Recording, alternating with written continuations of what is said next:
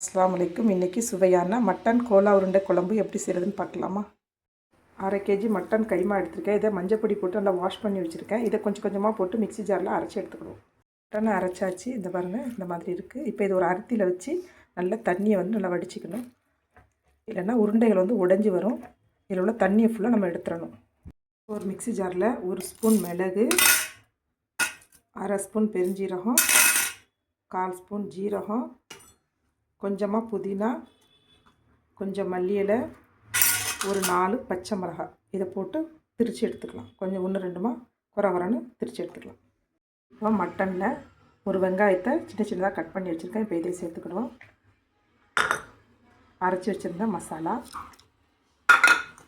ஒரு முட்டை, கொஞ்சமாக மஞ்சப்பொடி, தேவையான அளவு உப்பு, கொஞ்சமாக கரம் மசாலா, 2 ஸ்பூன் பொரிகடலை மாவு. இதை இப்போ நல்லா மிக்ஸ் பண்ணிக்கலாம். 1 ஸ்பூன் இஞ்சி பூண்டு பேஸ்ட். இப்போ ஒரு பேனில் தேவையான அளவு ஆயில் ஊற்றிக்கலாம்.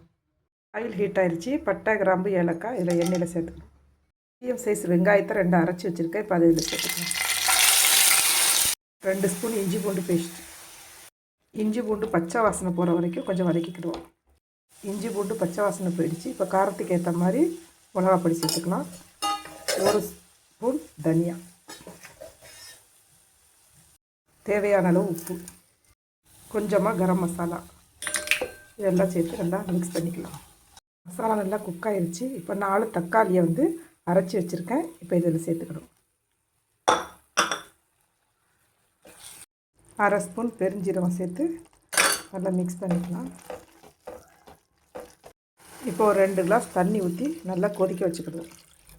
மிக்ஸ் பண்ணி வச்சுருக்கிற மட்டனை இந்த மாதிரி கொஞ்சம் அழுத்தம் கொடுத்து மீடியம் சைஸ்க்கு உருண்டைகளாக உருட்டி எடுத்துக்கிடுவோம்.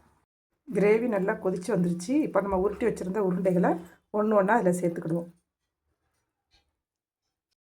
மட்டன் உருண்டையெல்லாம் போட்டாச்சு. இது நல்லா வேகட்டும். இதை கரண்டி வச்சு ரொம்ப கிண்ட வேண்டாம், உருண்டைகள் உடைஞ்சிடும்.